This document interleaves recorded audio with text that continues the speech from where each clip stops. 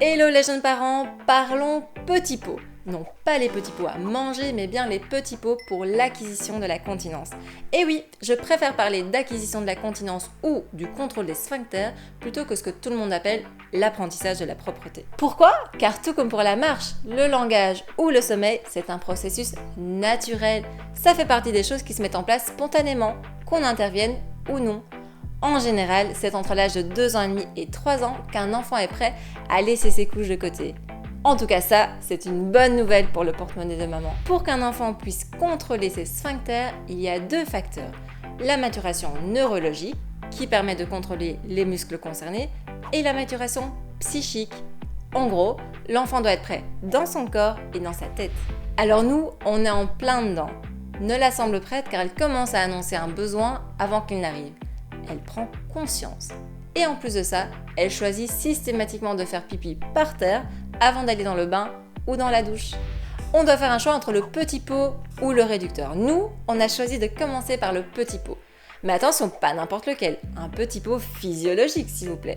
Celui qu'on a commandé vient du site EcoPitchoun, je vous mets le lien dans la description. Alors pour le côté pratique, on en a commandé 2, un pour chaque étage de la maison, enfin ça permet surtout à maman de moins courir. Comme vous voyez, ce petit pot est assez bas, incurvé au niveau des jambes et avec une assise morphologiquement adaptée à un petit enfant. Du coup, il garantit une bonne position accroupie avec le petit pet beaucoup plus bas que les genoux, ce qui est moins le cas avec un petit pot classique, et c'est ça qui facilite l'élimination des selles et la vidange complète de la vessie.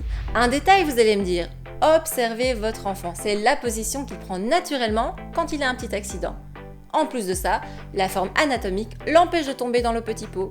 Nous voilà donc équipés. Mais surtout, n'oubliez pas, faites confiance à votre enfant. Favorisez le mimétisme en lui montrant que vous aussi, vous allez aux toilettes. Laissez-le prendre conscience de son corps en le laissant gambader le petit pet tout nu. Rien ne sert de mettre la pression, vous risquez juste de créer des blocages. Ne le forcez pas à aller aux toilettes car ça pourrait fausser sa capacité à être à l'écoute de ses sensations internes et de ses besoins.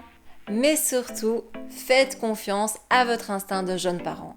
En tout cas, aux yeux de Nola, elle a découvert un nouveau jeu. Like ma vidéo pour me soutenir, abonne-toi pour me revoir et moi, je te dis à la prochaine. Ciao ciao.